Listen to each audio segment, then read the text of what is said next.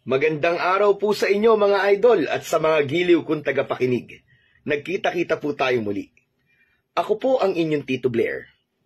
Sa araw po na ito, pakinggan po natin ang kwento ni Kobe, ang apo ng magtatawa na nag-iingat sa mutya ng ginintuang ahas. Ngunit ang mutya ay nais ding makuha ng mga masasamang aswang, kaya maging ang buhay nila ng kanyang lolo Goryo ay malalagay sa panganib.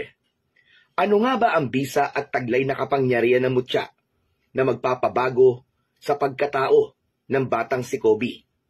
At ano ang mga pakikipagsapalaran na haharapin niya upang hindi makuha ng mga aswang ang mutya?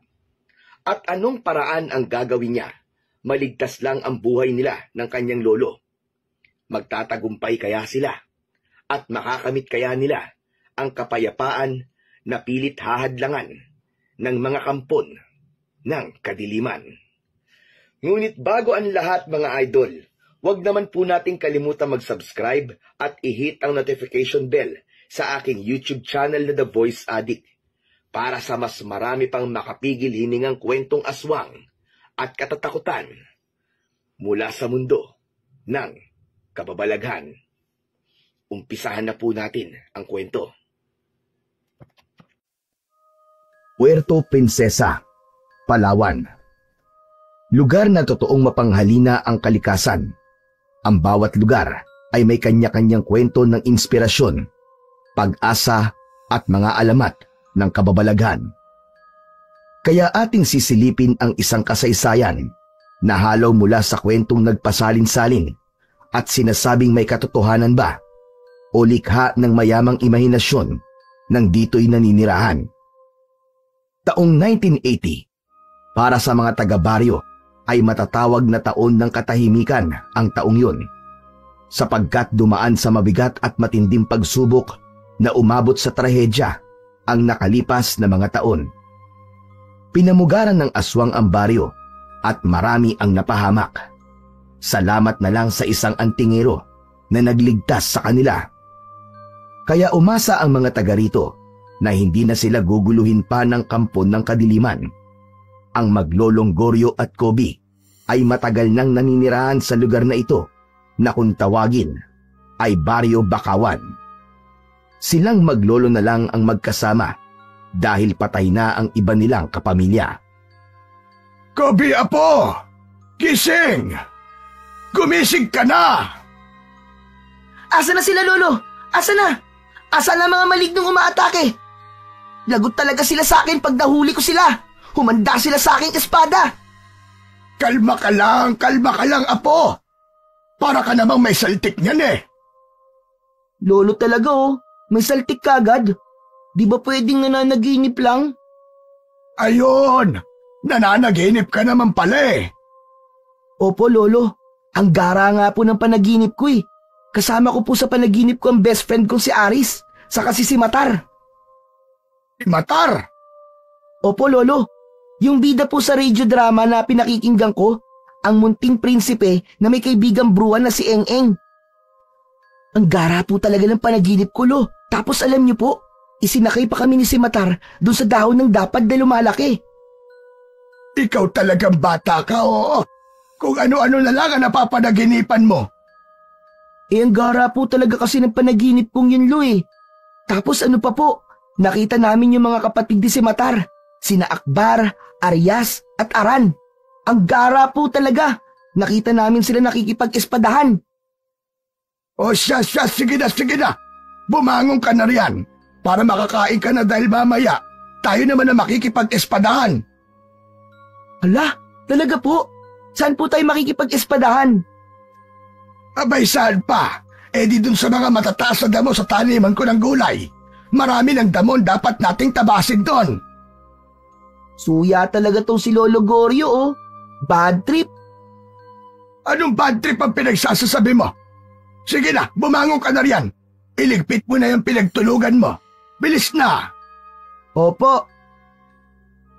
Tumalikod na si Lolo Goryo upang ihanda ang kanilang almusal. Pritong itlog at kanin ang inihanda niya para sa kanila ng kanyang apo. Kailangan may laman ang kanilang tiyan bago sumabak sa espadahan na sinasabi nito. Yun nga ang pakikipagpambuno nila sa matataas na damo na kailangan ng putulin sa taniman ng gulay. Pagkatapos kumain ay inihanda na nila ang kailangan dalin sa taniman.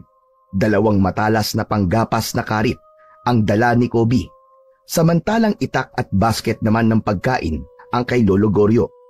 Hanggang hapon na kasi sila doon, kaya may dala na ring pagkain. Aabutin din kasi ng 10 minuto na paglalakad bago nila marating ang taniman ni Lolo Goryo. Iba't ibang gulay ang tanim doon ng matanda na ibinibenta nila para sa kanilang panggastos sa araw-araw. Tanging si Kobe ang kanyang katuwang sa mga gawaing bukid. Bakasyon nun sa eskwelahan, kaya walang naidadahilan si Kobe para hindi ito sumama sa kanyang lolo. Nang marating nila ang taniman, ay totoo ngang matataas na at makakapal na ang damong tumubo roon. Tama po kayo, Lolo Goryo. Talagang mapapalaban ako sa espadaan sa mga damong to. Kaya nga sisimulan na natin. Para ilang araw lang ay matapos din natin ito. At nang maumpisahan ko na rin ang pagtatanim ng punla, okra at talong ang itatanim ko ngayon. Sige po, Lolo. Ngayon din po ay makikipag-espadahan na po ako sa mga damo. Hala, sige. Mag-iingat ka, Apo. Sinimulan na ng bata na putulin ang mga nagtataasang mga damo. Matalas ang karit na dala nila, kaya madali lang yung gamiting pantabas. Ilang minuto pa lamang sa kanilang ginagawa sina Lolo Goryo at Kobe nang makarinig sila ng sigaw sa hindi kalayuan. Lolo Goryo, may bata po sumisigaw. Narinig ko nga. Mukhang may masamang nangyari sa kanya. Teka po, parang dun po yata sa paanan ng bundok. Dun po galing ang sigaw. Oo, Apo. Dun nga. Puntaan ko po kaya, Lolo, para kasing pamilyar sa akin ang boses niya eh. Bakit? Sino ba yun sa palagay mo? Parang ano po, parang yung kaibigan ko po si Aris. Ganun ba? Sige nga, puntahan mo na at baka kung napaano na yon. Sige po, Lolo, babalik din po ako kagad.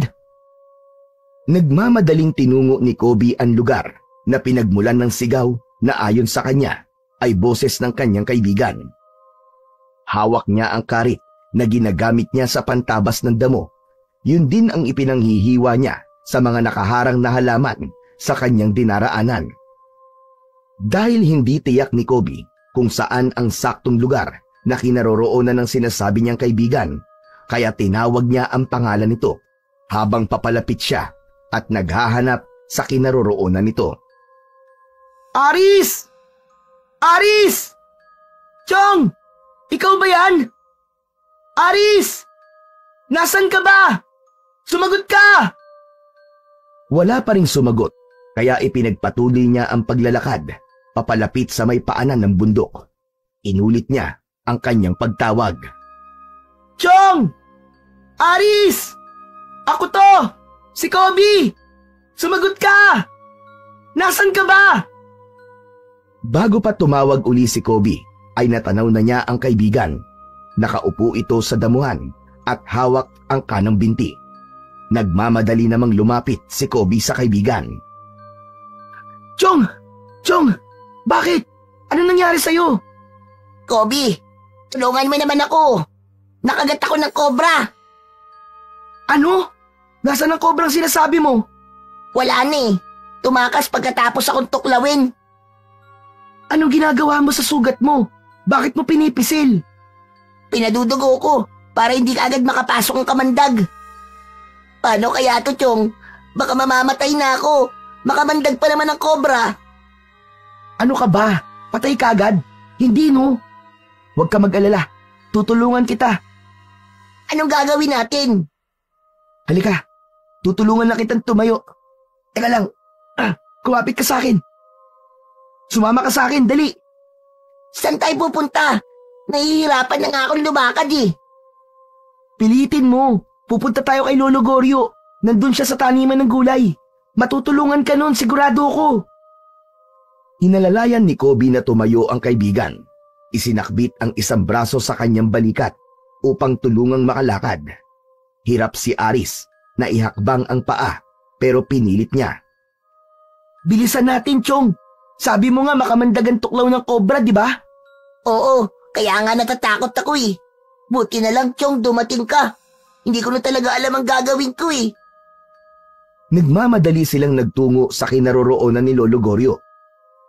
Aba, si Aris nga talaga narinig nating sumigaw. Opo, Lolo Goryo. Tulungan po natin siya. Natuklaw po siya ng ahas. Cobra po yung ahas na kumagat sa akin, Lolo Goryo. Tulungan niyo po ako. Nahihilo na po ako. Ala sige, dito.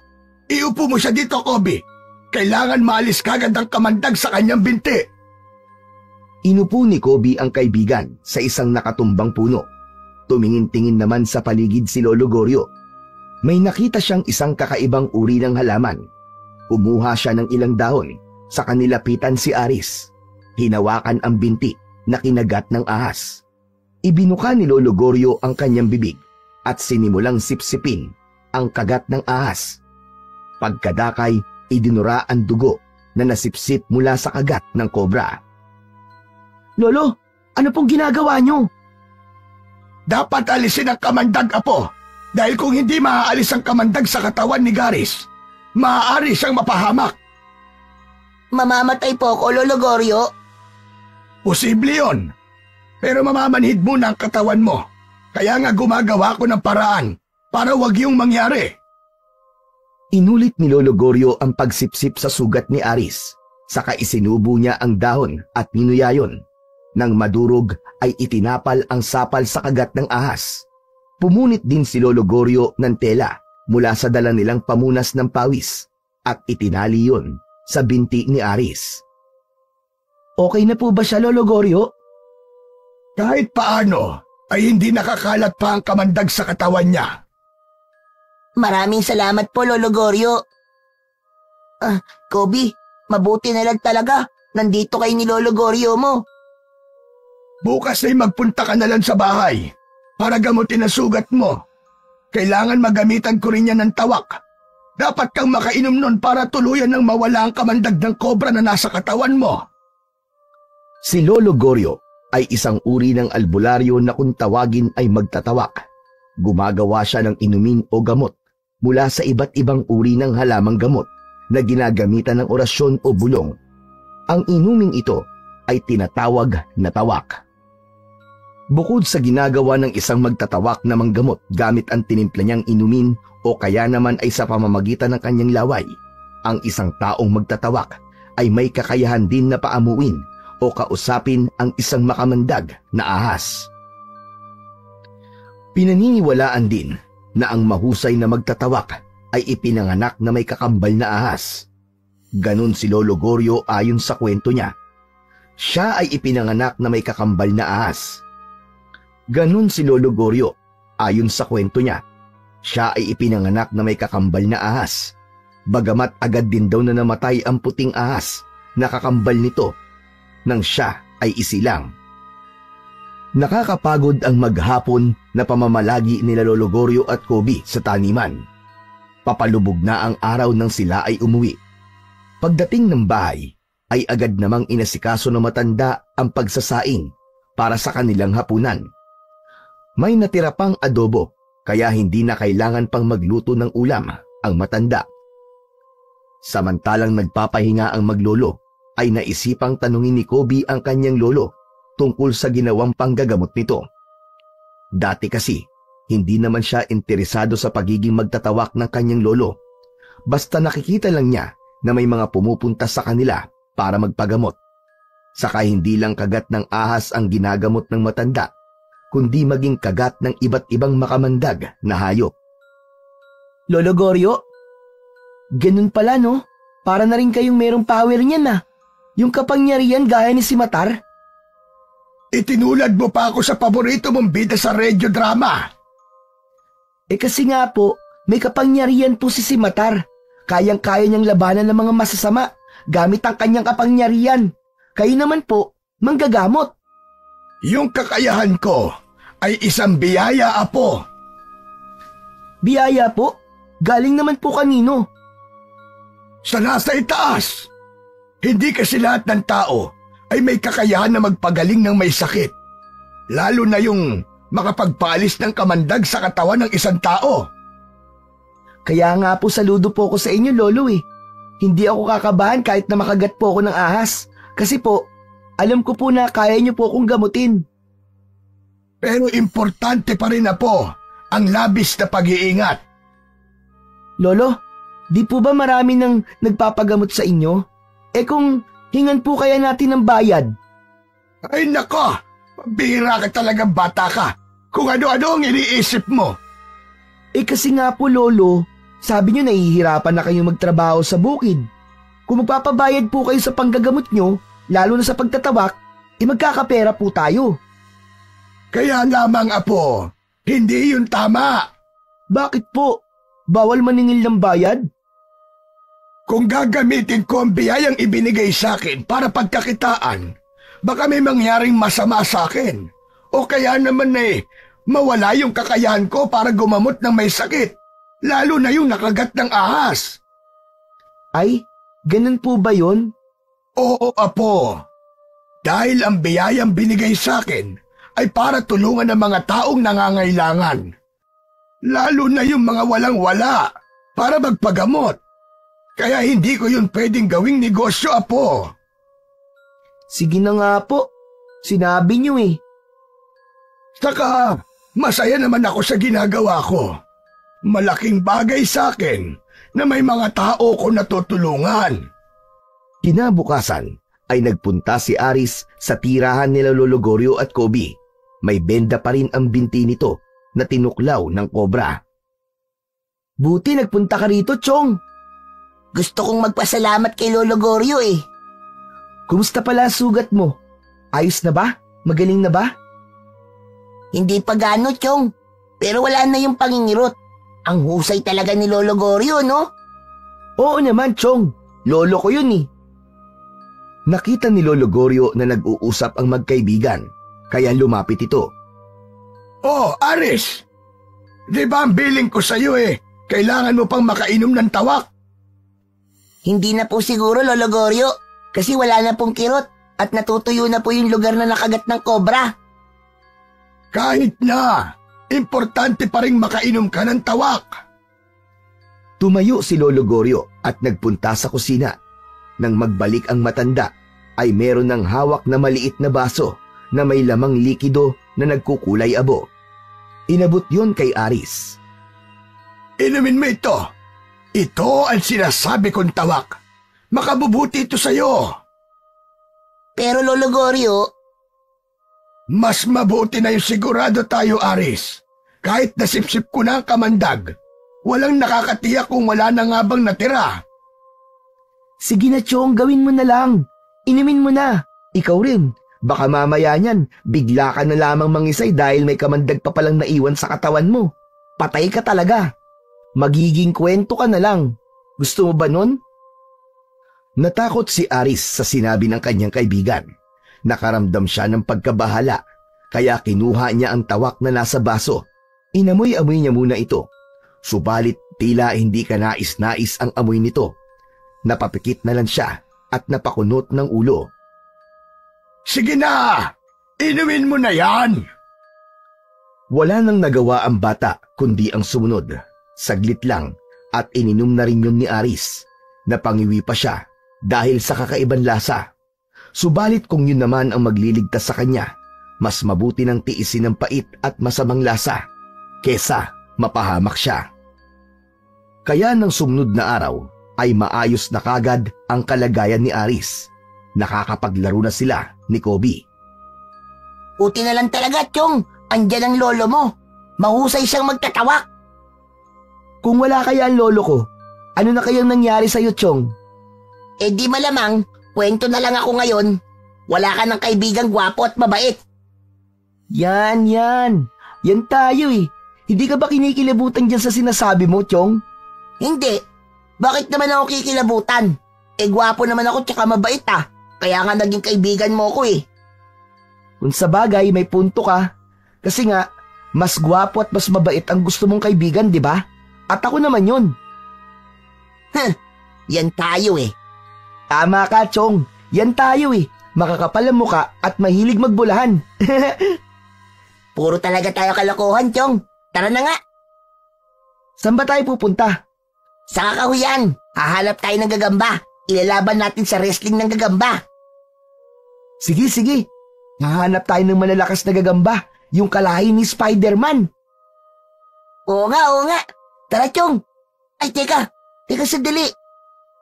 O bakit? Nakita mo ba yun? Yung dalawang tao na yun. Isang babae at isang lalaki. O bakit? Anong meron sa kanila? Mukhang bago lang sila dito sa Baryo Bakawan. Ngayon ko lang sila nakita eh. Oo nga no. Teka, parang may hinahanap sila.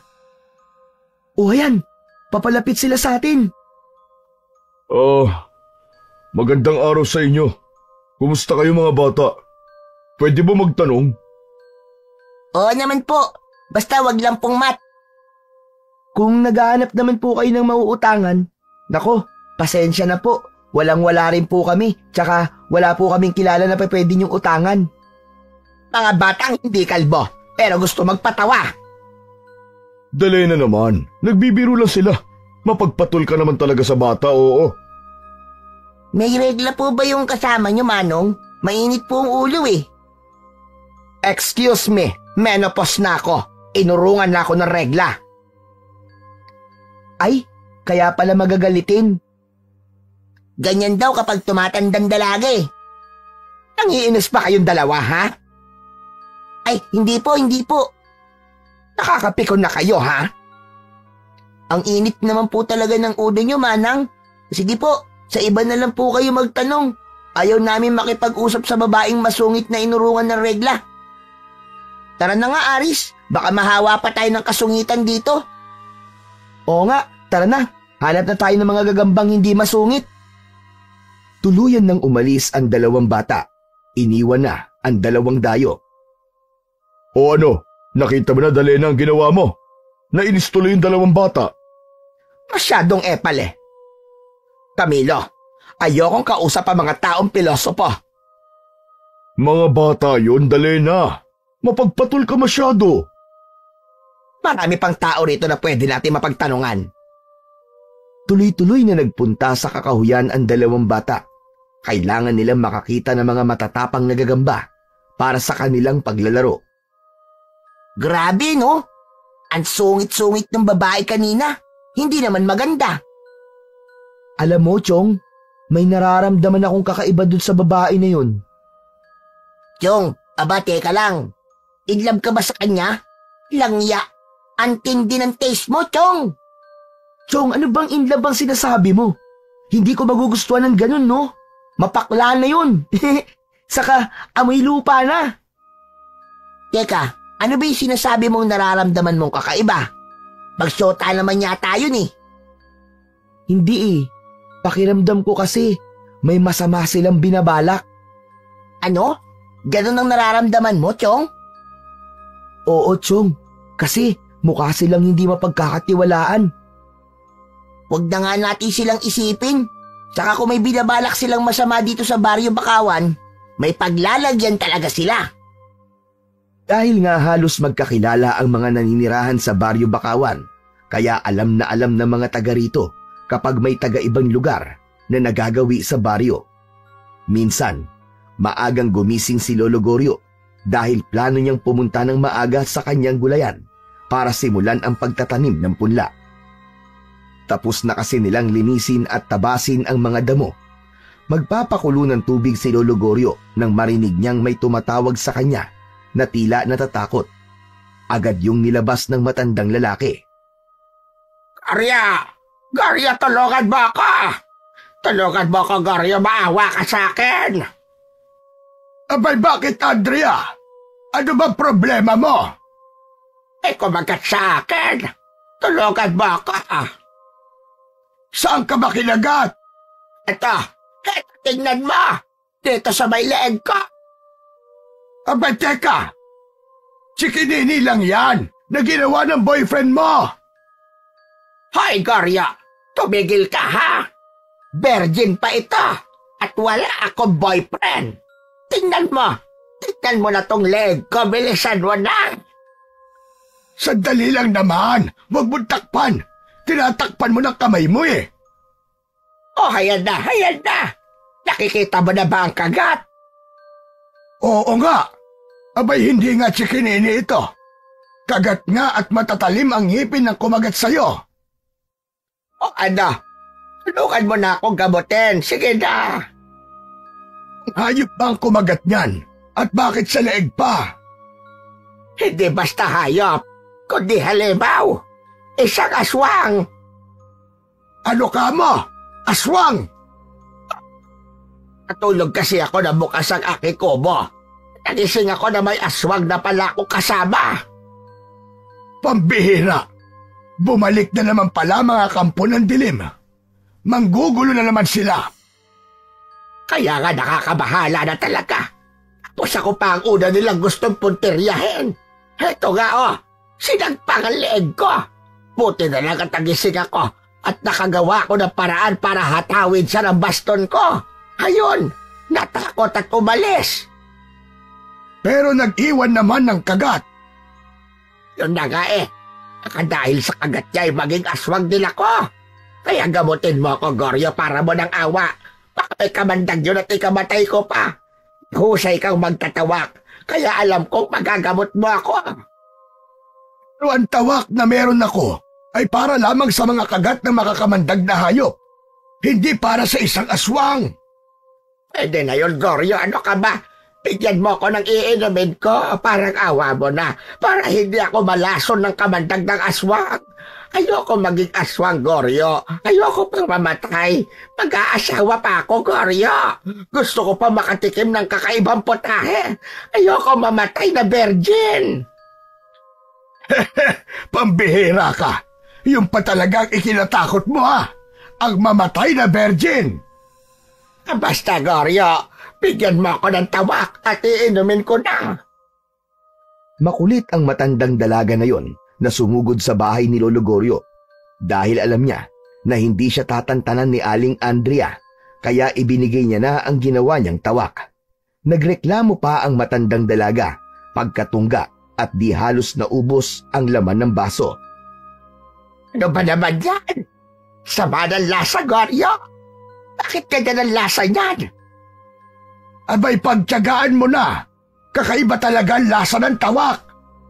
Aba, Goryo, nakakasuka Ano ba gusto mo? Mawala ang sinasabi mong kamandag ng kagat ng aswang? O maging aswang ka? O ang mamatay kang virgin? Sige na. Uubusin ko na nga ang tawak. Pikit matang inubos ng matandang babae ang laman ng basong ibinigay ni Lolo Goryo. Pagkatapos magpasalamat ay agad na umalis ito pero ang sama pa rin ng muka at nasusuka pa ito dahil sa lasa ng ininom na tawak. Samantala, wala na ang matandang si Andrea nang marinig niyang tumatawa ang apong si Kobe na noon ay gising na pala. Kobe, apo! Ano nangyayari sa iyo at tumatawa ka riyan ng mag-isa? Kasi naman po, natutuwa po ako kay Aling Andrea. Bakit naman? Dahil hirap siyang inumin yung tawak na ibinigay ko? Sabi niya, ang sama daw ng lasa at nakakasuka. Talaga namang kakaiba ang lasa ng tawak Saan mo po ba kinuha yun? Di dun sa timbahan na pinaghahaluan ko na ginagawa kong tawak. Alam ko kasi may natira pa doon. Wala na po yun. Ubus na po, may humingi sa akin kahapon. Ibinigay ko na. Ano yung laman ng timba? Kakulay ng tawak Pinagbabaran ko po yun na maruming karsunsilyo nyo. Kaya lang nakalimutan kong itapon. Jaske kang bata ka. Kaya pala hirap na hirap tanggapin ang sikmura niya. Bayaan mo na, Malay nyo po, epektibo po ang pinagbabaran ng karsunsilyo nyo para sa kagat ng aswang. Natawa na lamang si Lolo Goryo. Naalala niya ang ekspresyon ng mukha ni Andrea nang inumin nito ang ibinigay niya na buong akala niya ay tawak. Hindi naman nabahala si Lolo Goryo dahil alam niyang hindi naman makakalason yon. Saka mababaw lang ang kagat ng aswang sa leeg nito. Hindi rin mangyayari ang ikinakatakot nito na siya ay magiging aswang. Subalit ang totoong nakakabahala ay ang balitang meron na namang naligaw at nanggugulong aswang sa baryo Bakawan. May aswang na naman dito sa baryo natin, Kobe. Yun nga ang bali-balita, Chong. Nagbalik na naman daw sila. Lagot na naman tayo nito, Chong. Bakit lagot? Siyempre, maghihigpit na naman ang tatay at nanay ko dyan. Ano ka ba, Aris? Siyempre, pinoprotektahan ka lang nila. Kahit naman si Lolo Goryo, pinagbabawalan din akong gumala, lalo na kung gabi na eh. Sa palagay mo, Kobe, sino kaya yung aswang na nanggugulo sa baryo natin, no? Alam mo, Chong, bigla ko tuloy naalala yung 2 dayo na nakita natin. May kutob akong meron silang kinalaman. Ang totoo ay tama ang kutob ni Kobe na talagang may kinalaman ang 2 dayo sa pagkakaroon ng kampon ng kadiliman na nanggugulo sa kanilang baryo. Lugar na ito tayo bubuo ng ating kota, Camilo. Kota ng mga aswang. Gagawin nating kauri ang mga naninirahan dito. Kung dati nabigo ang unang lipi ng mga aswang sa kanilang plano sa lugar na ito, ngayon, hindi ako papayag na mabigo tayo. Dapat lang, Dalena.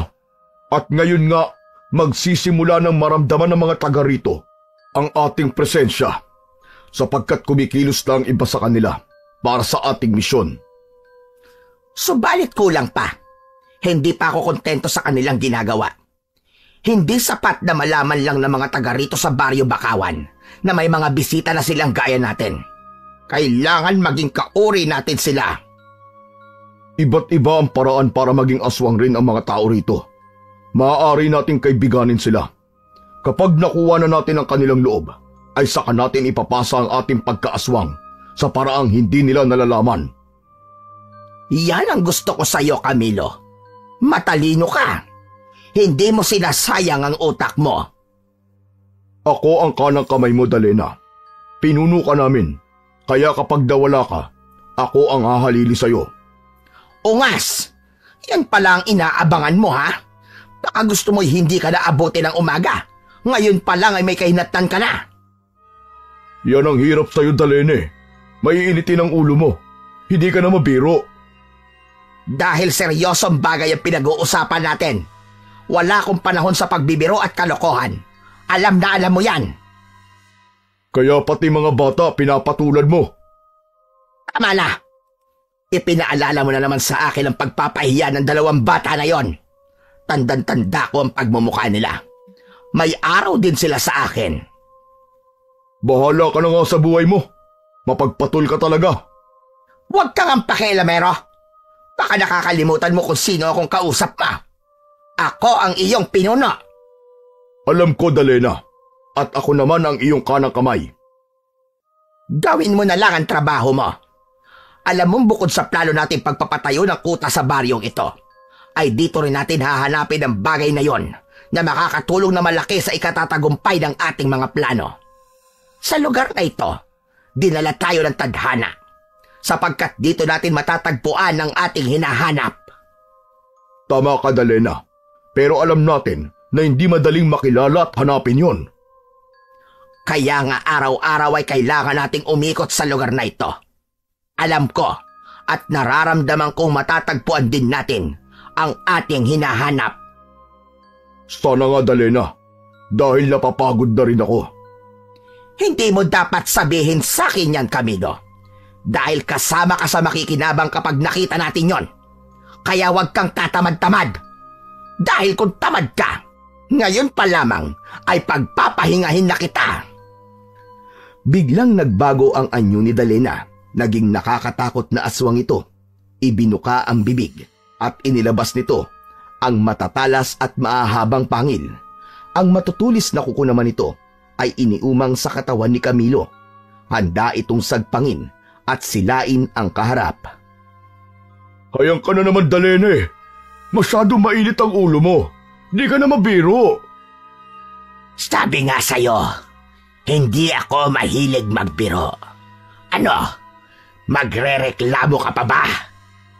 O ngayon, ay ibibigay ko na sa'yo ang gusto mong kapahingahan. Huwag mo nga akong takutin, Dalena. Kapag pinagpahinga mo ko at pinatay mo ko, Hahanapin ako ng mga kauri natin. Malalaman nila na pinatay mo ko. Baka gusto mo maghimagsik sila laban sa'yo at magsagawa sila ng aswang power. Pabababain ka nila sa pwesto. Aalisin ka nila bilang pinuno. Gusto mo bang mangyari yon? Ang mapatalsik sa pwesto? O kaya naman ay mapa-impeach? Masyado ka maraming sinasabi. Magtigil ka. Ikaw rin dapat ang magtigil dyan. Huwag mo akong tinatakot. Basta, gawin mo na lang ang trabaho mo para wala maging problema. Bukas itutuloy natin ang paghahanap sa taong sinasabi ko. Sige. Oo na. Kumalma ka na. Huwag mo nang ipakita sa akin ang mga pangil mo at matutulis na kuko. Baka mapikon ako sa'yo. Bunutin ko mga yan. Kumalma si Dalena. Bumalik na ito sa dating itsura. Alam niyang hindi niya matatakot si Camilo. Isa pa, hindi rin niya kakayanin kapag nawala ito. Tinatakot niya lang talaga ang kanyang kanang kamay para manahimik ito. Samantala, sa bahay naman ni Lolo Goryo at Kobe ay nagulat si Kobe nang marinig nitong nagsipag-ingay ang mga alagang manok. Maging ang ilang baboy na nasa kulungan malapit sa kanilang kubo. Lolo Goryo, gising! Gumising kayo! Ano ka ba naman, Kobe? Natutulog ang tao eh. Huwag kang ang istorbo. Lolo, gumising ka muna! Kung merong magpapagamot o hihingi ng tawak, pabalikin mo na lamang mamaya. Gusto ko magpahinga muna. Pagod ako, Apo. Lolo, basta gumising po kayo! Inaantok nga ako. Pagod ako, Apo. Tamad na bumangon si Lolo Goryo. Mabigat ang katawan. Ito talagang si Lolo. Ang hirap kausap. Teka nga, paano ko ba ito magigising? Alam ko na. Sa naisip ko, tsak, gigising siya. May naisip na kalokohan si Kobe upang mapabangon ang kanyang Lolo Goryo. Tumalikod ito sa kanyang Lolo Goryo at inilapit ang kanyang puwetan sa mukha ng matanda. Sa kabuong lakas na pinakawalan na tila pagsabog ng bulkan ang mabawong hangin mula sa kanyang tiyan. Nayanig ang tenga ni Lolo Goryo sa lakas ng pasabog ni Kobe. Sapul ang mukha ng matanda sa mabahong amoy na agad na nanuot sa ilong nito. Napatayo at napilitang bumangon ng matanda na galit na galit. Walang hiya ka talagang, Kobe ka! Ano bang kalokohan niyang ginagawa mo? Gusto mo ba akong patayin? Ang OA mo naman, Lolo. Patay kagad. Di ba pwedeng malason muna kayo sa pasabog ko? Ano ba yung ginawa mo? At talagang itinipat mo pa sa mukha ko. Nalanghap ko yatang lahat ng masamang hangin na ibinuga mo. Napakabaho! Kasi naman, Lolo, kanina pa kita ginigising, ayaw mong bumangon. Inaantok na ako eh. O ngayon, Lo, tsak, wala na po ang antok nyo. Matinding panggising po ang pasabog ko kanina, no? Matindi talaga. At sama ng amoy. Amoy bulok na imbornal. Ilabas mo na nga yan. Pumunta ka na doon sa kubeta dahil isang buwan na yatang nakaimbak yan sa tiyan mo. Lolo naman, 1 linggo pa lang. Sandali nga. Bakit mo ba iniistorbo ang pagtulog ko, ha? Muli ay nagkandaingay ang mga alaga nila. Umigik ang baboy at pumutak na tila na bulabog ang mga manok. Narinig niyo po ba yun, Lo? May nangyayari po sa mga alaga natin. Tumayo na ang matanda upang alamin kung anong dahilan ng pagkakaingay ng mga alaga nila. Unang naisip ni Lolo Goryo ay ang aswang ang dahilan. Kaya dumaan ito ng kusina at kinuha ang kanyang matalas na itak. May paglalagyan talaga kayo, mga aswang kayo! Ano, Lo? Aswang ka mo? Oo, Apo. May mga aswang na umaatake kahit araw. Lalo na yung kumakain ng mga hayop. Tuloy-tuloy na lumabas ang maglolo. Ganun na lang ang kanilang gulat nang makita ang dahilan ng pagkakagulo ng kanilang mga alaga. Isang malaking ahas ang nanggugulo sa mga alagang hayop at kasalukuyang nililingkis nito ang isang baboy na alaga nila. Habang nagkakaingay naman ang mga manok na nabulabog. Ala, Lolo! Ang laki at ang haba ng ahas! Siya pala ang dahilan ng pagkakagulo ng mga alaga natin! Ako ang bahala riyan, Apo. Lo, mag-iingat ka po! Sa ulo mo atawi ng ahas para maputol ang ulo! Hindi, Apo. Hindi ko sasaktan ng ahas. Lalong hindi ko siya papatayin. May buhay din siya. At ang ahas ay nakakatulong sa kalikasan. Kaya hindi dapat basta-basta pinapatay. Pero Lo, paano po natin nililigtas ang alaga nating hayop na nililingkis niya? Manood ka lang, Apo. Watch and learn. Lumapit si Lolo Goryo sa ahas na nakalingkis sa kanilang alagang baboy. Hawak ang isang mahabang sanga ng kahoy, ay pilit na kinuha ni Lolo Goryo ang atensyon ng ahas. Pigil ang hininga ni Kobe na nag-aabang sa mga mangyayari. Binging ka sa'kin! Tumitig ka sa'kin, ahas!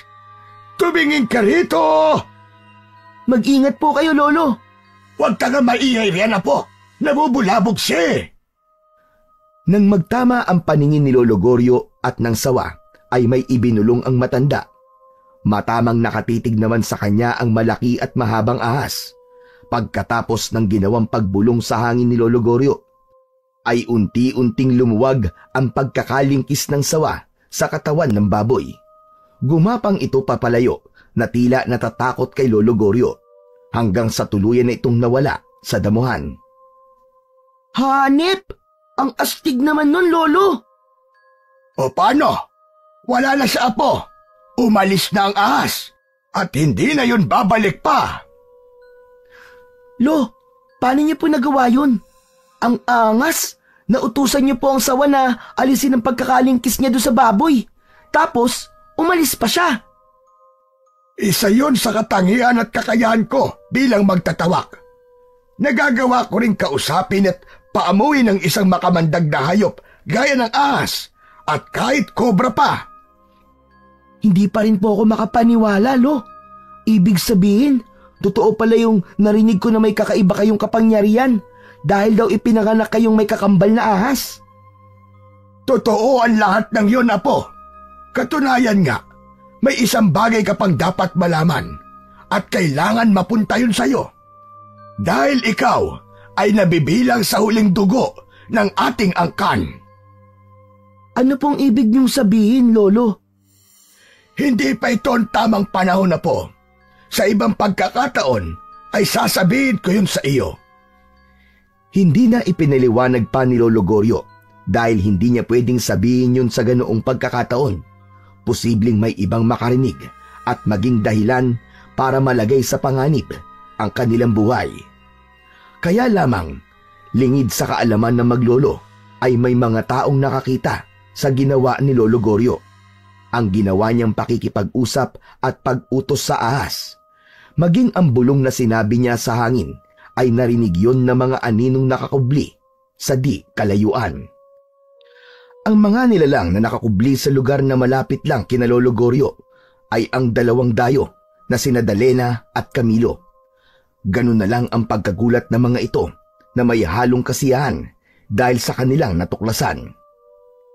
Sinasabi ko na nga ba? Andito lang siya. Nakita mo siguro yon, Camilo. Oo, Dalena. Kitang-kita ko. Malusog na malusog. Anong malusog na malusog ang sinasabi mo? Yung magandang babaeng dumaan. Malusog na malusog ang dibdib at pumuputok sa laki. At nagliliwanag din ang legs na puting-puti at makinis. Ugok!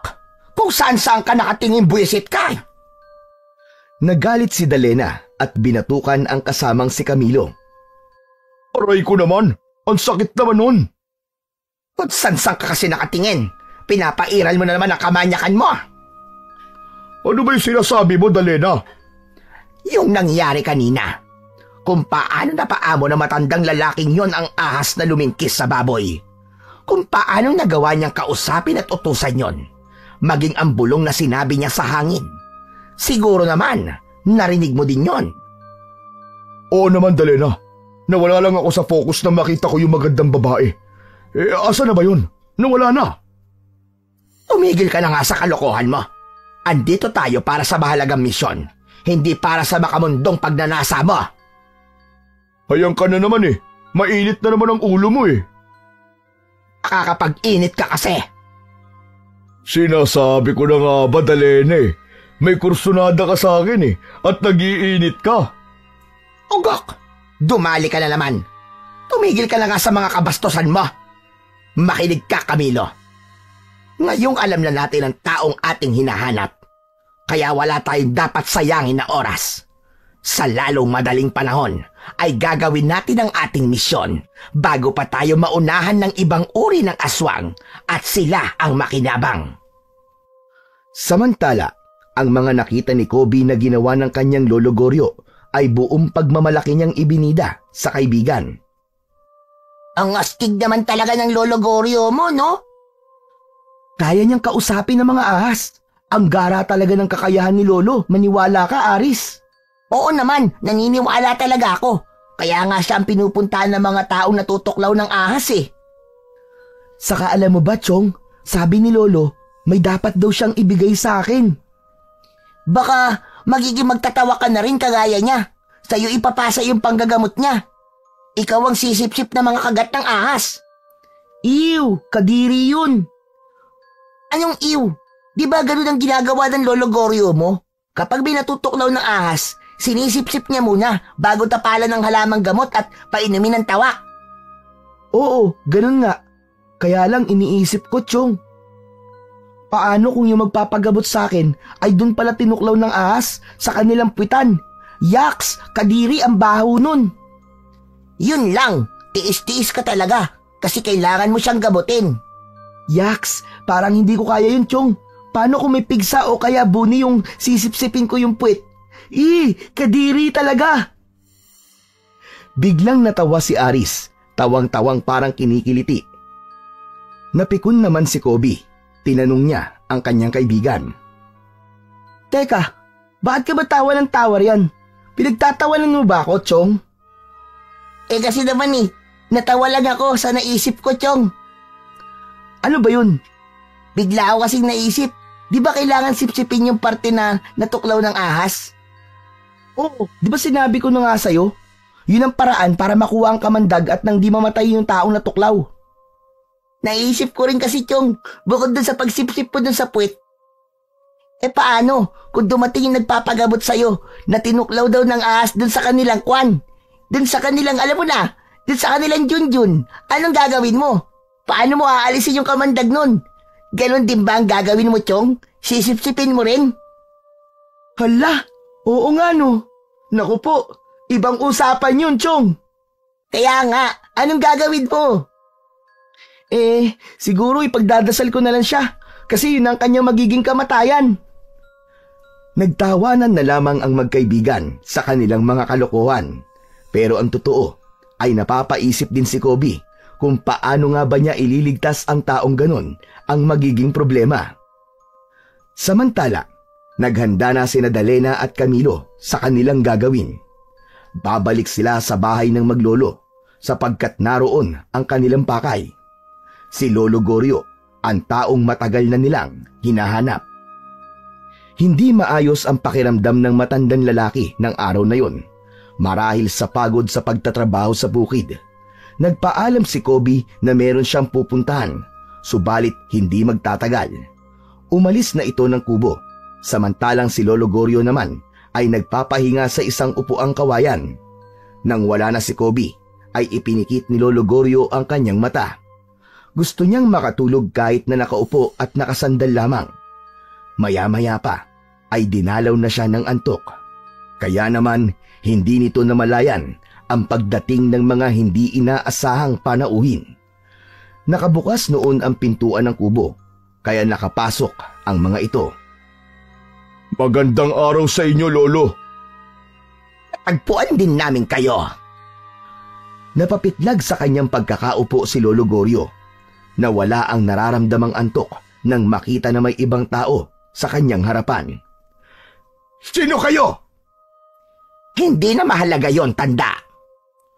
Anong kailangan nyo rito?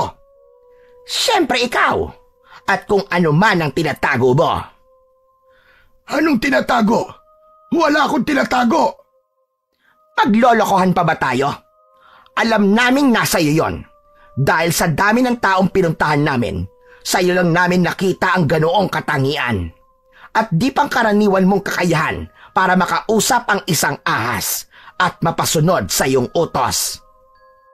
Kaya alam namin na ikaw na isang magtatawak ang nagtatago sa mutya ng ginintoang ahas. Natahimik si Lolo Goryo sa sinabi ng kaharap. Alam na mga taong nasa harap niya ang tungkol sa mutya ng ginintoang ahas. O ano? Hindi ka nakakibo ano? Dahil alam namin ang tungkol doon. Hindi ko alam ang sinasabi nyo. Umalis na kayo! Dahil wala sa akin ang mutya na sinasabi nyo!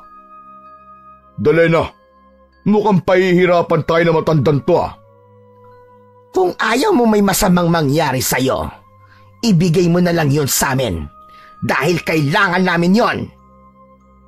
Matigas din ang mukha nyo no? Mapilit kayo! Ikaw ang matigas sa muka. Ayaw mo pang ibigay sa amin.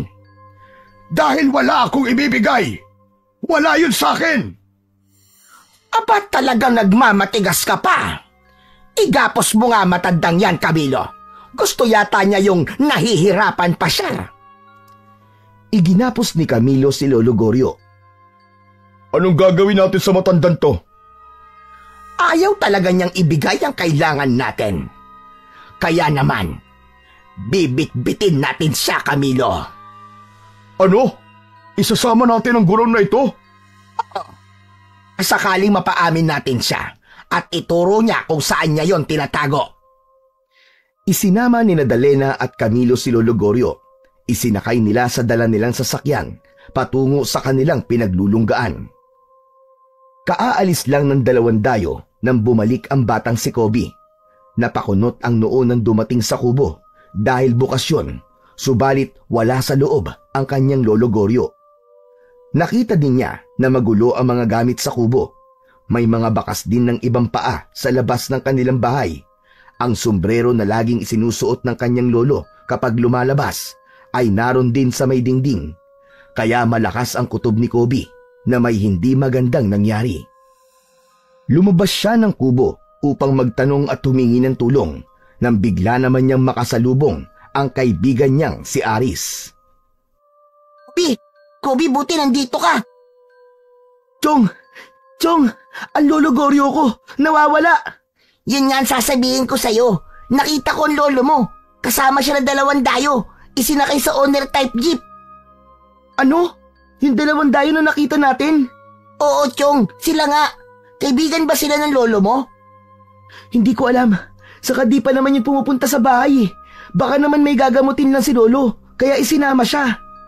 Ewan ko lang, Chong ha. Kasi ibang kutob ko eh. Kasi nakita ko, parang nakagapos ang kamay ni Lolo Goryo. Naloko na. Teka, hindi kaya kinidnap nila ang lolo mo? Ano? Ba't naman nila kikidnapin ang lolo ko? Hindi naman kami mayaman ah. Yun din nga ang iniisip ko eh. Di ba mayayaman lang ang kinikidnap? Aris, kung talagang kinidnap ang lolo ko, saan nila yung dadalin? Saka anong gagawin nila? Ano bang gagawin natin? Paano natin matutulungan si Lolo Goryo? Ano kaya kung ipaalam natin kina Kapitan? Wag muna. Bakit naman? Baka mamaya hindi magustuhan ng mga kumidnap kay Lolo yung gagawin natin. Baka patayin nila si Lolo eh. Oo nga no. Pero nung gagawin natin, paano natin siya matutulungan? Samantala, sa lugar na pinagdalhan ni Daniela at Camilo kay Lolo Goryo, ay pilit pa rin nilang pinipiga ang matandang lalaki tungkol sa kanilang hinahanap na mutya ng ginintoang ahas. Di na dapat aabot sa ganito kung ibinigay mo sana kagad, Mang Goryo. Gusto mo yata yung pinahihirapan ka pa namin eh. Wala nga sa akin yon. Sinabi ko na sa inyo. Wala akong ginintoang ahas. Walang maniniwala sa'yo, tanda. Dahil ikaw ang itinuturo ng lahat ng palatandaan. Ikaw lang ang nag-iisang magtatawak sa lugar na ito. Ang may kakayahang magpaamo ng mga makakamandag na ahas. Kaya walang pagdududa na ikaw ang nagtatago noon. Ano bang kailangan nyo sa mutya ng gininto ang ahas? Talagang tinatanong mo pa kami? Alam mo yon, tanda. Hindi namin yung pag-iinteresang kunin sa'yo kung wala kaming mapapala. Sa ganong sitwasyon, napilit pinapaamin at hinahanap ng dalawang dayo ang mutya ng gininto ang ahas, ay dumaloy sa alaala ni Lolo Goryo kung paanong napunta sa kanya ang bagay na yon. Nangunguha siya noon ng mga halamang gamot sa gitna ng gubat para kunin ang mga ugat nito na gagamitin niya sa paggawa ng tawak na kailangan niya sa panggagamot.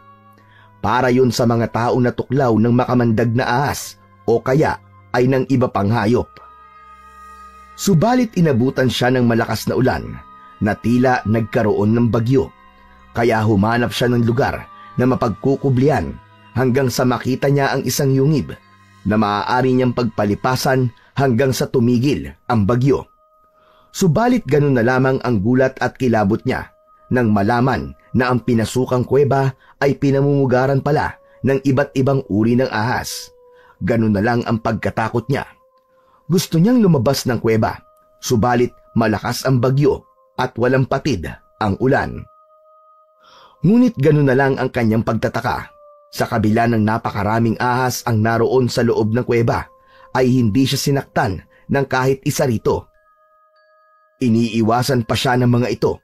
Hindi niya maipaliwanag ang kanyang nararamdaman, pero tila maamo sa kanya ang mga hayop na yon. Bigla niyang naisip ang pagiging tawak niya o pagkakaroon ng kambal na ahas nang siya'y ipanganak. Marahil tama nga ang sabi-sabi na kapag ang isang bata ay may kakambal na ahas ng isilang, ay ligtas ito sa naturang hayop at maaari pa niyang maging kaibigan. Sa pananatili ni Lolo Goryo sa loob ng kuwebang kuta ng mga ahas, ay napapasunod niya ang mga ito sa pamamagitan ng pagtitig sa mga mata. Doon nalaman ni Lolo Goryo na sadyang may kakaiba sa pagkatao niya. Hanggang isang kakaibang ahas na tila lider ng mga ito ang gumapang papalapit sa kanya. Isang ahas yon na ginintuan ng kulay. Natakot siya nang bumukas ang bibig nito sa harap niya. Napaurong siya. Inakala niya na baka tutuklawin siya. Subalit gano'n na lang ang kanyang pagtataka nang mula sa bibig ng ahas ay iniluwa ang isang batong kulay ginto. Isang mutya galing sa katawan ng ahas. Hindi niya alam ang kanyang gagawin.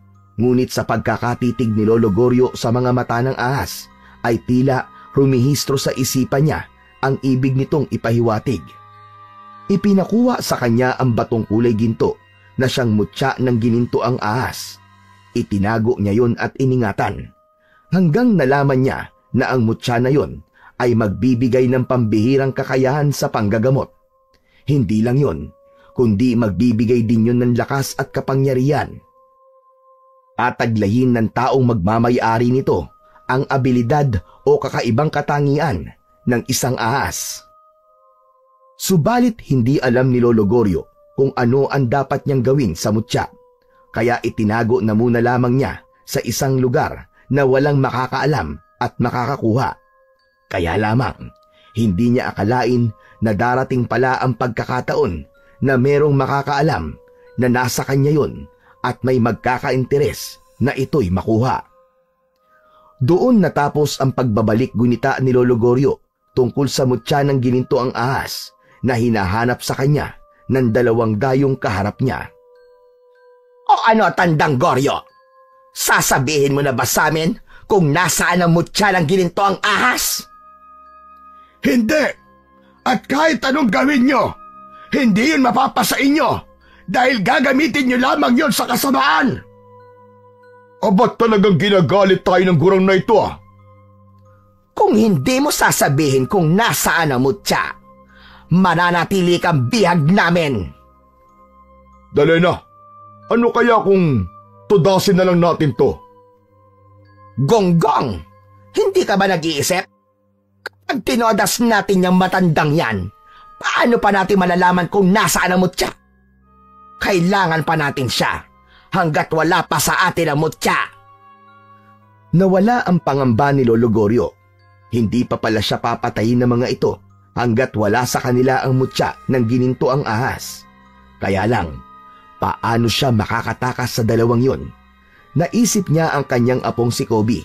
Ito na lamang ang maaaring maaasahan niya para magligtas sa kanya. Maaari itong gamitin ang mutya, kaya lamang hindi alam ni Kobe kung nasaan yon at paano ito gagamitin. Dali na, babalik tayo sa bahay na matandang to. Oo, kung wala sa katawan niya ang mutya, maaaring naroon yon sa kanyang bahay.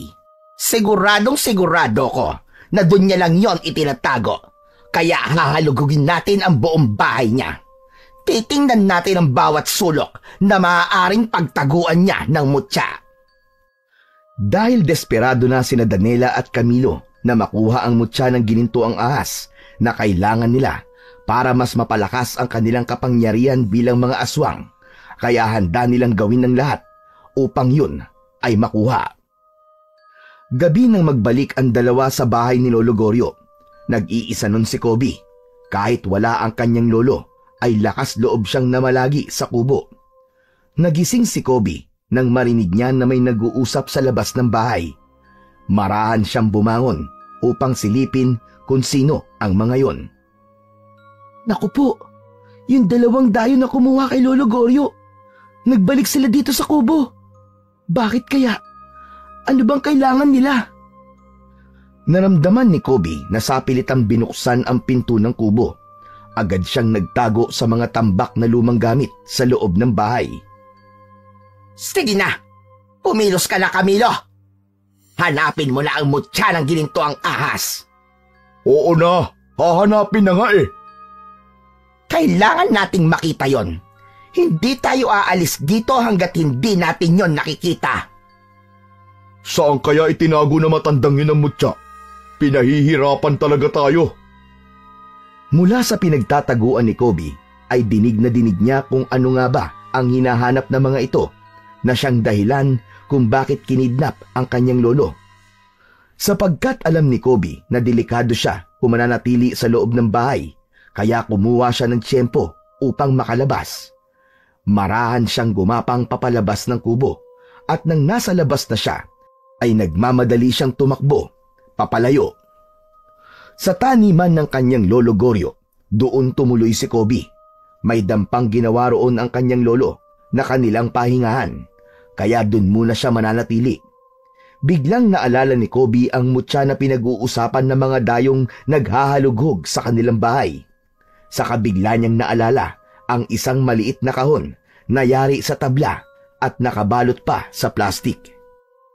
Inilibing yun ng kanyang lolo sa lupa at doon ngayon sa lugar na kinaroroonan niya ngayon, sa ilalim ng kubo. Tandang-tanda niya na pinatungan pa ng kanyang lolo ng malaking bato ang lugar na pinagbaunan bilang pananda. Kaya agad siyang tumayo at sinilip ang ilalim ng dampa na kinaroroonan niya. Nakita niya agad ang isang malaking bato. Inalis yun ni Kobe. Gamit ang isang matulis na kahoy ay sinimulan niyang magukay sa lupa. Hindi kalaliman ang pagkakabaon sa kahon, kaya agad itong nakita ni Kobe. Inalis ang nakabalot na plastik at binuksan. Nakita niya sa loob ang isang supot na yari sa tela at nasa loob nito ang maliit na bato na kulay ginto. Ito na siguro yun. Ito na ang mutyang hinahanap ng dalawang dayo. Ito ang kailangan nila kay Lolo. Kung ito ang kailangan nila para maibalik si Lolo, edi, ibibigay ko na lang to sa kanila. Basta makauwi lang ng buhay ang lolo ko. Ibinalik ni Kobe ang mutya sa loob ng supot, saka isinilid sa kanyang bulsa. Kailangan niyang iiwi yun. Nakasalalay sa mutya na yon ang kaligtasan ni Lolo Goryo. Nang makauwi naman si Kobe, ay nakita niya ang ginawang panggugulo ng mga dayo sa loob ng kanilang kubo. Para yung dinaanan ng ipo-ipo. Nagkalat ang kanilang mga gamit, subalit alam niyang bigo ang mga ito. Wala silang nakitang anuman dahil nasa kanya ang hinahanap na mutya. Samantala, nanggagalaiti sa galit ang dalawang dayo dahil hindi nila makita ang kanilang hinahanap. Kaya nagpupuyos sa inis na bumalik sa kanilang tinutuluyan. Buwisit! Buwisit talaga! Hindi ba't may apo ka, Goryo? Kasama mo siya sa bahay, hindi ba? Hindi pa natin siya nakikita. Malamang nagtatago yun nang malamang nawawala na ang kanyang lolo. Kailangan natin siyang makita. Baka may alam ang bata. Huwag niyong pakikialaman ng apo ko. Saka wala siyang alam tungkol sa mutya. Totoo ba ang sinasabi mo? Oo, wala siyang alam. Ulit kaya namin ang apo mo. Siguro naman, kapag kasama mo na siya rito at pahihirapan namin, ay sasabihin mo na kung nasaan ang mutya. Mga walang hiya kayo! Huwag niyong idadamay si Kobe! Mukhang may magiging alas na tayo, Camilo, para mapilitang magsalita si Tanda at sabihin kung nasaan ang mutya. Samantala, sa kubo ay nag-iisa si Kobe. Pinagmamasdan niya ang mutya. Hindi pa rin niya alam ang gagawin dito, kung ibibigay na lamang ba niya sa mga dayo para makauwi na ang kanyang lolo.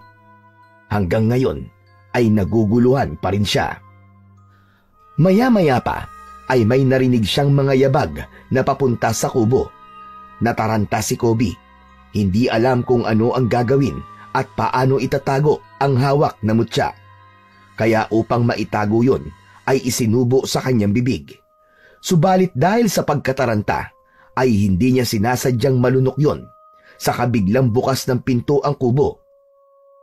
Ang kaibigan niyang si Aris pala ang dumating. Sabi ko na nga ba, nandito ka lang eh.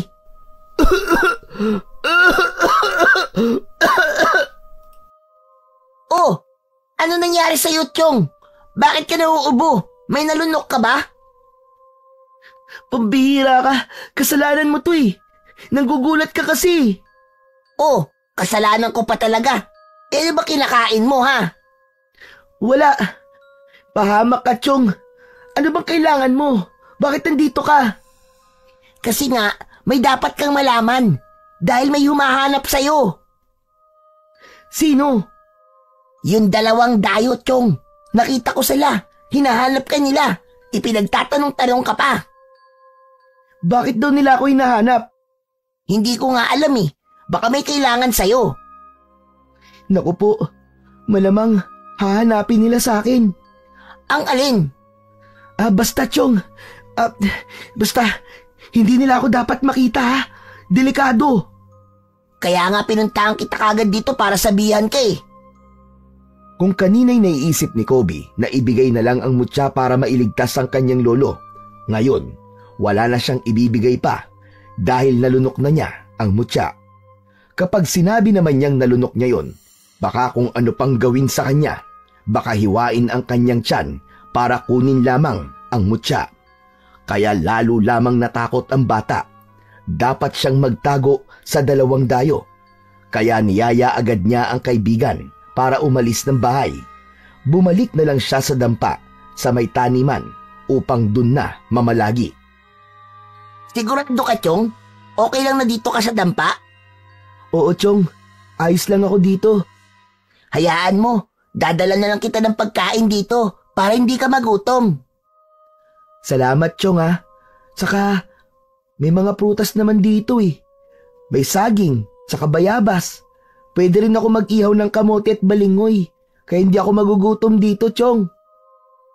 Sa kabilang banda naman, lalo lamang nanggagalaiti sa pagkainis sina Dalena at Camilo dahil hindi na rin nila makita si Kobe.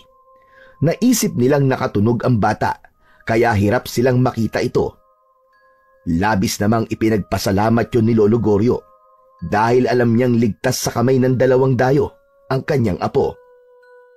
Naiisip ni Lolo Goryo na sana nga lang maaari niyang makausap ang apo para sabihin ang tungkol sa mutya. Subalit ang hindi alam ng matanda ay nakita na yun ni Kobe. Katunayan nga ay nasa loob na ito ng katawan ng kanyang apo. Mula nang lunukin ni Kobe ang mutya ay may naramdaman siyang kakaiba sa kanyang sarili. Napansin din yun ni Aris nang minsang dalhan siya ng pagkain. O ano, Chong? Okay ka lang ba? Kanina ka pa hindi mapakali ah. Ewan ko ba, Aris? Bakit ganito yung nangyayari sa akin? Grabe, ang kati-kati talaga ng katawan ko. Baka may kurikong ka na. Pambihira, kurikong kagad. Di ba pwedeng na-allergy lang ako sa mga damo dito sa taniman ni Lolo Goryo? Hala, Chong! Tignan mo yung balat mo. Bakit ganyan? Parang ang gaspang. Saka nagkakaroon ka ng kaliskis. Ayun o, sa braso tsaka sa binti mo. Oo nga, Chong eh. Hindi ko alam kung bakit nagkakaganito ako eh. Hala, Chong, baka magiging isda ka na. Nagkakaroon ka ng kaliskis eh. O kaya naman, baka magiging Shokoy ka na. Magiging kalahi mo na si Jezebel. Uy, huwag kang ganyan ha. Nananakot ka pa eh. Kinakabahan na nga ako dito eh. Chong, kapag naging Shokoy ka, dadali na lang kita sa dagat. Yun ang tanging nasabi ni Aris na may halong pagbibiro at sinabayan pa ng pagtawa. Kasabay ng mga pagbabagong nararamdaman ni Kobe ay ang kanyang nais na makita ang kanyang lolo. Hindi rin niya maipaliwanag ang kakaibang tapang na ngayon ay kanyang nararamdaman. Kung dati umiiwas siyang makita ang dalawang dayo, ngayon ay nais niya nang makita at makaharap ang mga ito. Dito ako tatambay sa kalye. Sabi ni Aris, dito niya nakita ang mga taong kumuha kay Lolo Goryo. Kailangan kong malaman kung saan sila nakatira. Tsak, naroon din ang lolo ko. Hanggang sa isang sasakyan ang nakita ni Kobe na huminto sa hindi kalayuan mula sa kinaroroonan niya. Ang dalawang dayo ang sakay nun. May binili lang sa tindahan ang matandang babaeng bumaba. Lumapit dun si Kobe na patago-tago para hindi siya makita hanggang sa makalapit siya sa sasakyan ng mga ito. Nang sumakay na ng sasakyan ang babaeng may binili sa tindahan, ay pinaandar na yon. Kailangan sumama ni Kobe, kaya humawak siya sa likurang bahagi ng sasakyan. Hindi niya maipaliwanag, pero iba ang lakas ng kanyang loob. Mahigpit ang pagkakahawak niya sa likod ng owner-type jeep na sasakyan habang umaandar ito. Ilang minuto lang ay pumasok sa isang lumang compound ang sasakyan at nang huminto yun, ay nauna na siyang bumaba at nagtago. Agad niyang natiyak na nasa lugar na yon ang kanyang Lolo Goryo. Dahil naaamoy niya ito gamit ang kanyang ilong at dila. Nanunuot sa kanyang ilong ang amoy ng kanyang lolo, bagay na hindi pa rin maunawaan ni Kobe dahil sa mga nangyayaring kakaiba sa kanyang pagkatao. Naisip niya, marahil ay dahil yun sa mutya ng gininto ang ahas na ngayon ay nasa loob na ng kanyang katawan. Hinanap ni Kobe ang kanyang Lolo Goryo. Mas malakas ang kanyang pangamoy kapag inilalabas ang kanyang dila, katulad ng ginagawa ng mga ahas. Agad ay natagpuan ni Kobe ang kanyang Lolo Goryo na nakagapos ang kamay at paa na nasa loob ng isang bakanting kwarto. Awang-awa na nilapitan ni Kobe ang kanyang lolo na makikita sa itsura ang pagod at panghihina. Lolo Goryo! Salamat sa Diyos at nakita ko po kayo. Apo, paano mong nalaman na nandito ako? Basta naramdaman ko na lang po, Lo. Kaya lihim po kung sumabit po sa sasakyan ng mga taong kumuha sa inyo. Kaya nakarating po ako dito. Buti walang masamang nangyari sa'yo, Apo. Lo, itatakas ko po kayo. Aalis tayo rito. Kakalagin ko po ang tali nyo. Apo, umalis ka na rito. Iligtas mo ang sarili mo. Baka makita ka nila. Hindi po, Lo. Aalis po ko rito nang kasama kayo. Apo, huwag ka nang matigas ang ulo. Makinig ka sa akin. Umalis ka na at baka pumasok na sila rito. Ang kailangan mo'y umuwi. Pumunta ka sa taniman. Kunin mo ang mutya ng gininto ang ahas na ibinaon ko. Yun ang makakatulong sa atin. Lo, hindi na po kailangan. Nakuha ko na po yun. Ganap nang nakalag ni Kobe ang pagkakatali sa kamay ni Lolo Goryo. Anong ibig mo sabihin? Nasa ina mo, Tsa? Nasaan? Ibigay mo sa akin, madali ka! Lo, wala na po eh. Akala ko ba'y nasa iyo? Kaya nga po, nasa akin nga. Pero nalunok ko po, Lo eh. Hindi ko po kasi alam kung paano po itatago eh. Akala ko bumalik sa bahay yung mga dayo. Kaya yun, sinubo ko muna para hindi nila makita sa akin. Kaya lang, aksidente pong nalunok ko eh. Paano kaya yan? Nasa loob pala ng katawan mo. Pero Lo, mula po nang malunok ko ang mutya, may kakaiba pong nangyari sa akin. Ipinakita ni Kobe sa kanyang lolo ang pagbabago ng kanyang balat sa braso at binti. Nagkaroon yun ng mga kaliskis. Maging ang pagkakaroon niya ng lakas ng loob. Kasama noroon ang liksi sa pagkilos at ang makaamoy ng mga bagay kahit malayo. Hindi ang ilong ang ginagamit, kundi sa pamamagitan ng paglabas ng dila. Lahat ng kakaibang nararamdaman ng bata ay sinabi nito sa kanyang lolo Goryo. Kung ang lahat ng yan ay nararamdaman mo, nagkaroon na ng bisa sa katauhan mo ang mutya ng ahas. Lolo, hindi po ba delikado to? Hindi ko rin alam, Apo. Yang mga sinabi mo ay naramdaman ko na dati. Yun nga lang, natakot at nag-alala ko. Isa pa, baka kung anong mangyari sa akin kaya ibinaon ko na lamang sa lupa ang mutya. Dahil isang normal na buhay ang gusto ko at ayoko maging magulo dahil sa mutya ng gininto ang ahas. Pero ngayon, alam kong tanging yan ang makatutulong sa ating dalawa. Mula sa labas ay narinig ng maglolo ang pag-uusap nila Dalena at Camilo. Patungo sila sa kwarto na kinaroroonan ni Lolo Goryo. Apo, madali ka. Papunta sila rito. Umalis ka na o kaya magtago ka muna. Bilisan mo at baka makita ka nila. Subalit bago pa makapagtago ay nakita na si Kobe ng mga ito. Kaya ganun na lang ang pagkagulat. Aba! Paano ka napunta ritong bata ka? Huwag mo nang isipin yun, Dalena. Ang mahalaga, hindi na natin siya hahanapin dahil siya na mismo nagpunta rito. Hehehe, kapag siniswerte ka nga naman. Itali mo na yan, Camilo. Oh, itong si Tanda. Kalagnan tali, oh. Tignan mo. Gusto pa pala tayong isahan ng maglolo na ito? Igapos mo ang dalawang yan. Hindi sila dapat makatakas. Ngayon andito na rin ang apo ni Tanda.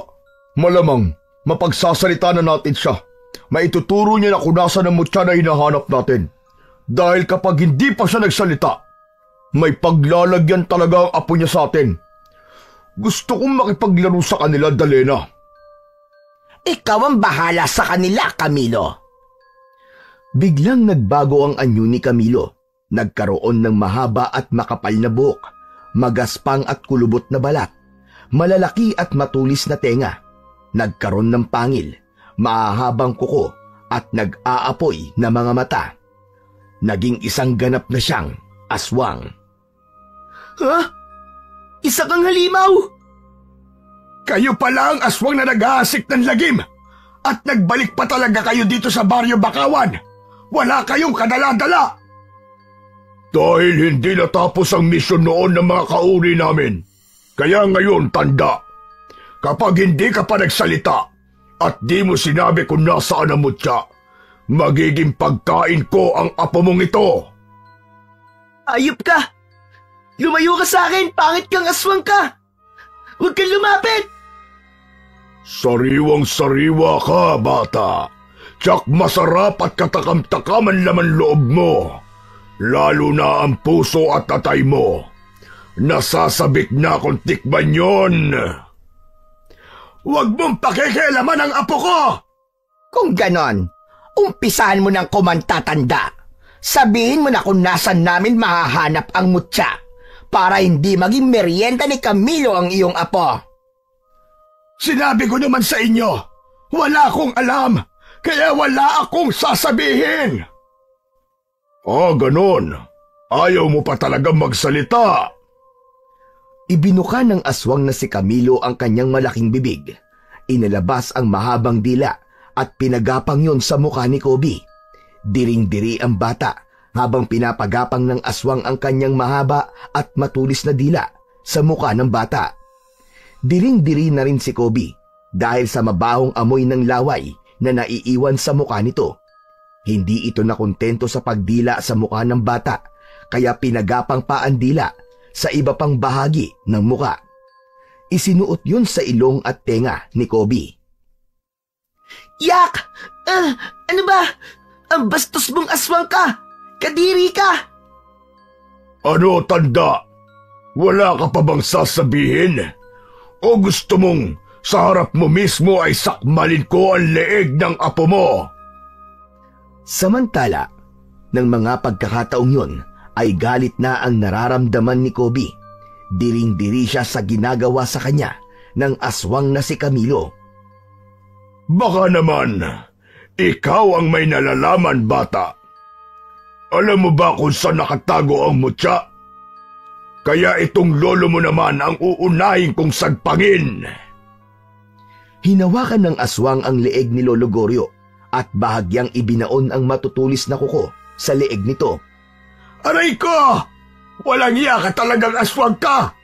Kung hindi lang ako nakatali, makikita mo ang hinahanap mo! Aba, palaban ka palang amoy lupa ka. Para namang may ibubuga ka pa. Bitiwan mo ang lolo ko! Huwag mo siyang saktan! Bakit? May magagawa ka ba? Maliligtas mo ba ang lolo mo kung lalaslasin ko ang leeg niya at wawakwakin ko ang kanyang dibdib para kunin ang kanyang laman loob? Ha? May magagawa ka ba, bubuit? Nanggigil sa galit si Kobe. Hindi niya namalayan na nagbabago na rin pala ang kanyang itsura. Nagkaroon ng maraming kaliskis ang kanyang katawan. Nanigas ang kanyang buhok at ang mga mata niya'y naging katulad ng sa isang ahas. Lumabas din ang kanyang matulis at mahabang dila. Naging isang taong ahas si Kobe. Nagawa nitong makaalpas sa pagkakatali. Bitiwan mo sabi ang lolo Goryo ko! Gulat na gulat ang aswang na si Camilo sa nakitang pagbabago kay Kobe at pagiging mabalasik nito na handang umatake sa kanya. Ha? Naging taong ahas ka! Nasa iyo ang mutya ng ginito ang ahas! Bago pa makabuelo si Camilo para umatake, ay sinunggaban na siya ng taong ahas na si Kobe. Manghang-mangha si Lolo Goryo sa kanyang nakitang pagbabago sa kanyang apo. Makikita ang pagkatakot ng aswang na si Camilo sa taong ahas dahil alam niyang mas mapanganib ang kamandag nito. Hindi naman makapaniwala si Dalena sa mga nangyari dahil alam niyang hindi kakayanin ni Camilo ang labang yon, kaya agad ding nagbago ang anyo nito. Naging ganap siyang aswang upang harapin ang taong ahas. Pinagtulungang atakihin ng dalawang aswang ang taong ahas. Matindi ang naging sagupaan ng mga ito, subalit hindi nagpakita ng kahinaan si Kobe. Nakipagsabayan siya. Walang magawa ang matutulis na kuko ng mga aswang. Hindi yun tumatalab sa katawan ng taong ahas, kundi dumudulas lamang dahil sa makapal na kaliskis ng balat. Todo iwas naman ang mga aswang na makagat ng taong ahas. Dahil pakiramdam ng mga aswang ay tagilid sila, kaya wala silang nagawa kundi ang umurong. Nagmamadali silang lumabas at tumakbo palayo. Subalit bago sila umalis ay may iniwang pagbabanta. Hindi pa tayo tapos! Magkikita pa tayo muli!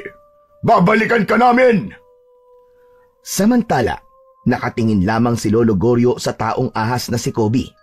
Lumapit ito sa matandang lalaki.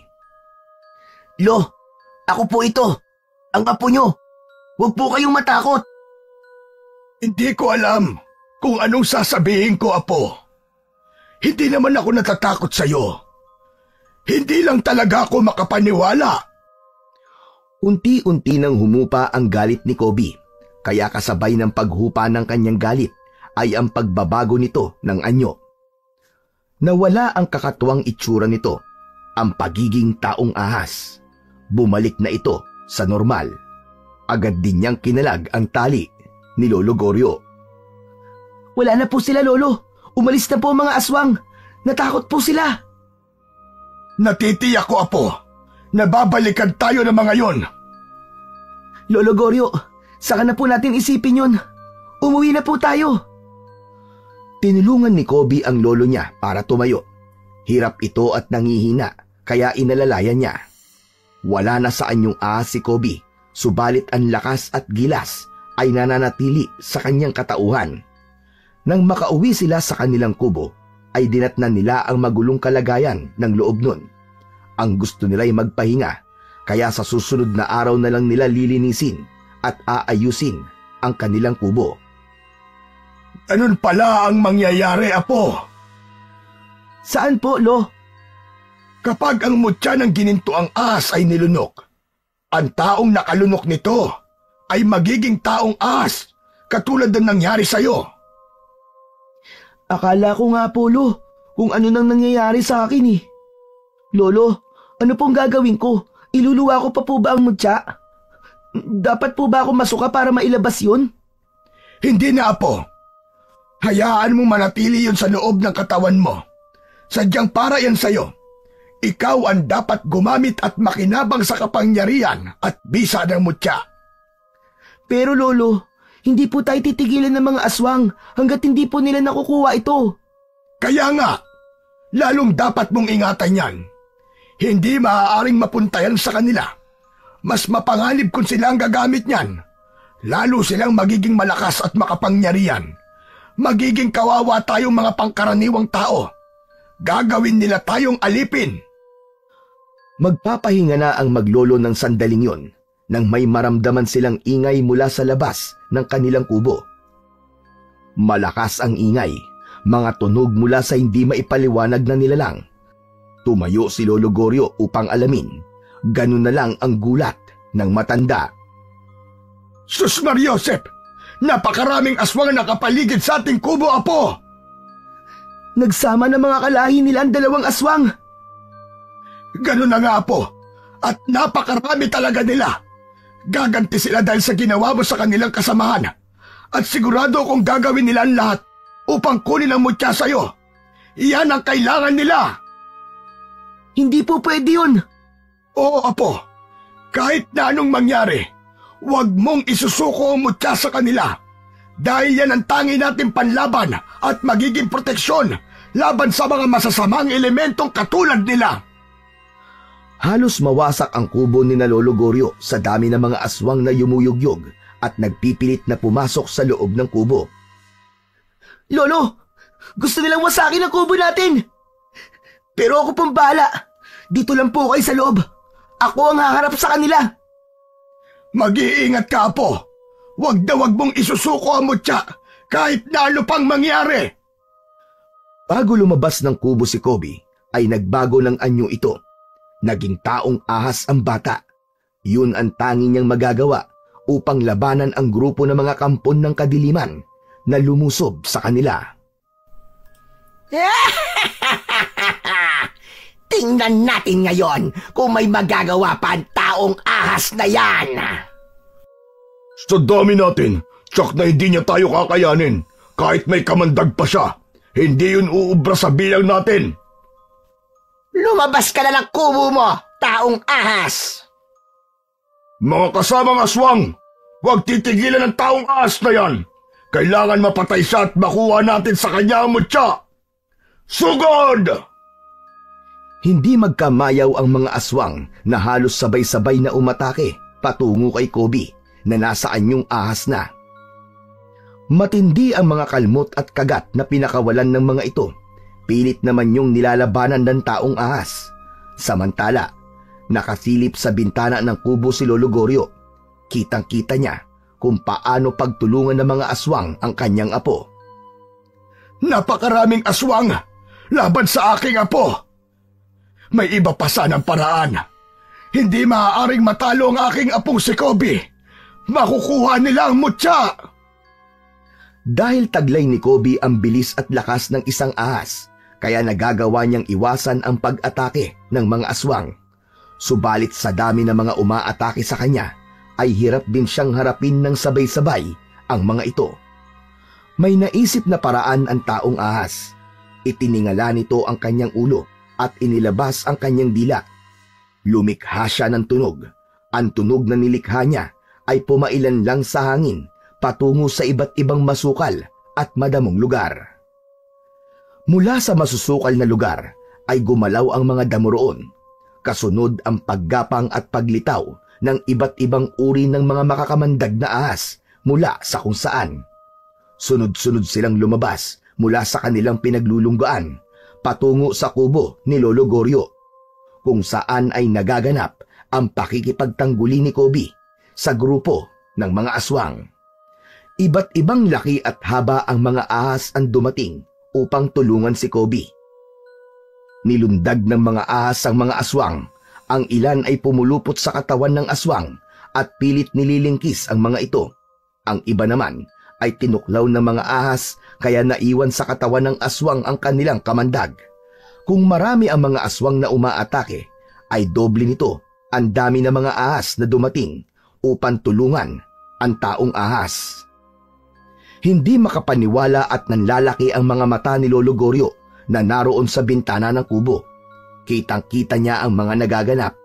Aswang kontra sa iba't ibang ahas ang nangyaring sagupaan.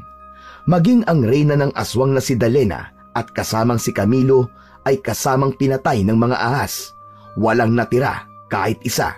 Ang mga aswang ay namatay sa mahigpit na lingkis ng mga ahas o kaya naman ay dahil sa lason mula sa kanilang kamandag.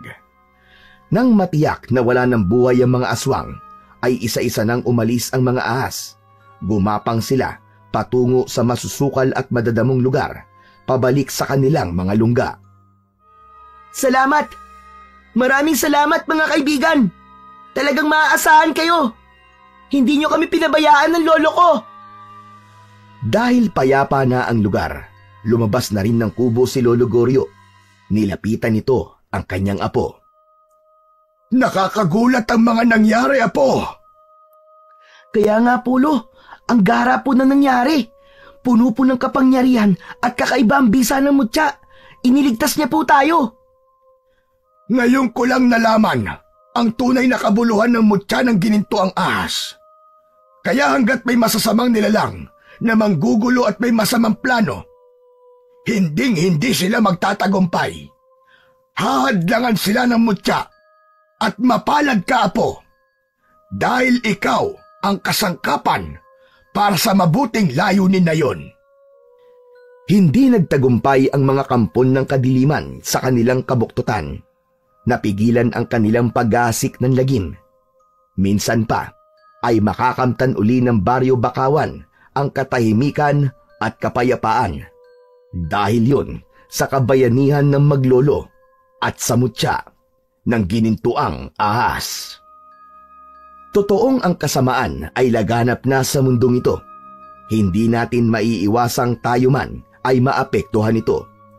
Subalit lagi nating iisipin at tatandaan na palaging may itinadhana para tayo ay gabayan at iligtas. Dahil kailanman ang kasamaan ay hindi magtatagumpay laban sa kabutihan. Magandang araw po sa inyo mga